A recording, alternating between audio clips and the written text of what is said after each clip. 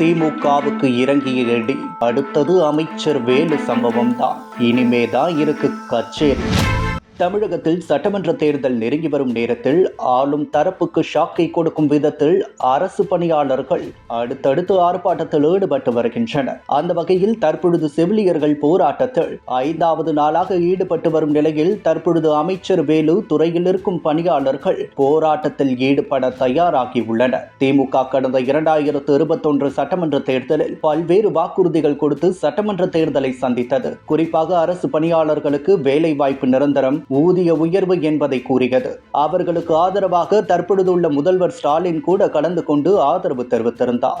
இந்த நிலையில் அந்த வாக்குறுதியெல்லாம் திமுக ஆட்சிக்கு வந்த பிறகு கண்டுகொள்ளவில்லை என்று கூறி பணியாளர்கள் போராட்டத்தில் ஈடுபட்டுள்ளனர். கடந்த 5 நாட்களாக அரசு மருத்துவமனையில் உள்ள செவிலியர்கள் போராட்டத்தில் ஈடுபட்டு வரும் நிலையில் இன்று அத்துறையை சார்ந்த அமைச்சர் மா சுப்பிரமணியன் பேச்சுவார்த்தையில் ஈடுபட உள்ளார். இதற்கிடையே மதுரையில் தமிழ்நாடு நெடுஞ்சாலைத்துறை சாலை பராமரிப்பு ஊழியர் சங்க மாநில தலைவர் வைரவன், பொதுச் செயலாளர் விஜயகுமார் கூறுகையில், கடந்த சட்டசபை தேர்தலின் போது திமுகவின் தேர்தல் அறிக்கையில் சாலை பணியாளரின் 41 மாத பணி நீக்க காலம் முறைப்படுத்தப்படும் என தெரிவிக்கப்பட்டது. தற்பொழுது சென்னை உயர்நீதிமன்றமும் அதை தீர்ப்பாக வழங்கியுள்ளது.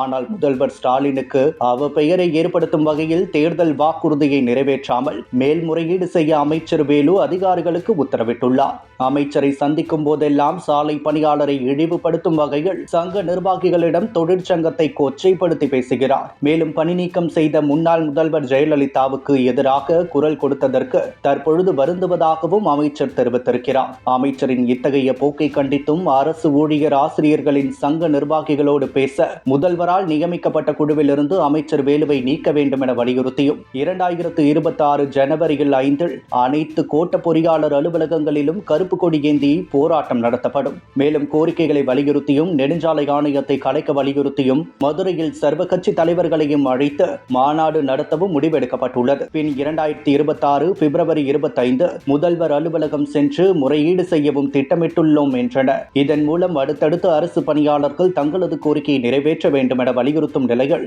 ஆளும் தரப்பை காட்டிலும் எதிர்த்தரப்புக்கு செல்வாக்கு கூடும் என்பது அதிகரிக்க வாய்ப்புள்ளதாக கூறப்படுகிறது. முதல்வர் ஸ்டாலின் இதையெல்லாம் கவனத்தில் கொள்ளாமல் மீண்டும் மீண்டும் சிறுபான்மையினர் வாக்குகளை கவனத்தில் கொண்டு அவர்களுக்கு மட்டுமே முக்கியத்துவம் கொடுப்பதால் கள நிலவரம் மாறி வருகிறது என்பதை அவருக்கு தெரியப்படுத்த வேண்டும் என்ற அறிவுறுத்தல் எழுந்துள்ளது.